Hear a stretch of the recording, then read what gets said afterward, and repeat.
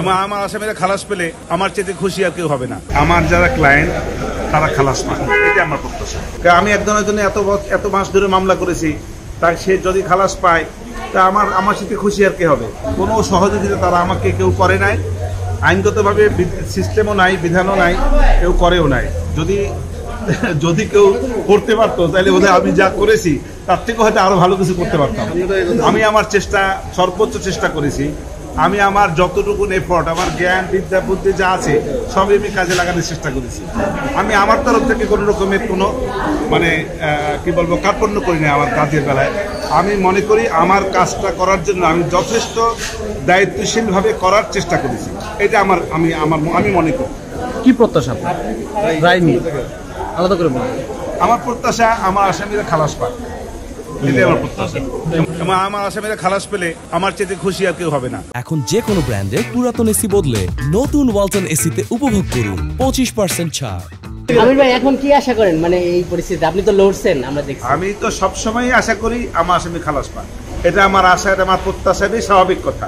আমার তো থাকতেই হবে, এটা হৃদয় থেকেই বলতেছি। আমি একজনের জন্য এত মাস ধরে মামলা করেছি, তাই সে যদি খালাস পায় তা আমার সাথে খুশি আর কে হবে। আপনার সাবমিশনে ওই চৌধুরী আব্দুল মামুন ওনার বিরুদ্ধে অনেক অভিযোগ আনতে দেখা গেছে, ওনার ব্যাপারে আপনি কি আশা করেন? বলেছি এর আগেও, উনি আমার আসামি না। প্রথম কথা হলো উনি আমার আসামি না, ওনার সম্পর্কে আমার কোনো কথা বলাও ঠিক না। কারণ যাদের আমি লয়ার, যাদের পক্ষে মামলা করি তাদের পক্ষেই আমার বলা উচিত।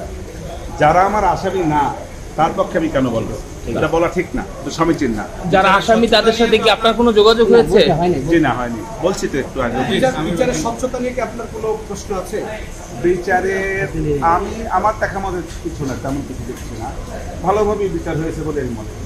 আপনার সাবমিশনের সাথে শেখ হাসিনা সাক্ষাৎ করে একটা সামনে থেকে বলেন যে এইভাবে নির্বিচারে গুলির নির্দেশ তিনি দেননি, তিনি তাকে গণমাধ্যমে কিন্তু প্রসিকিউটর ভিন্ন কথা, যে তথ্য প্রমাণ কিন্তু তা বলেন। ওনারা তো ওনাদের কথা বলবি, একই কথা তো কেন? ওনারা তো ওনাদের কথা বলবি, আর আমি আমার কথা বলবো, এটাই স্বাভাবিক কথা। বিচার বিবেচনা করবে মাননীয় ট্রাইব্যুনাল।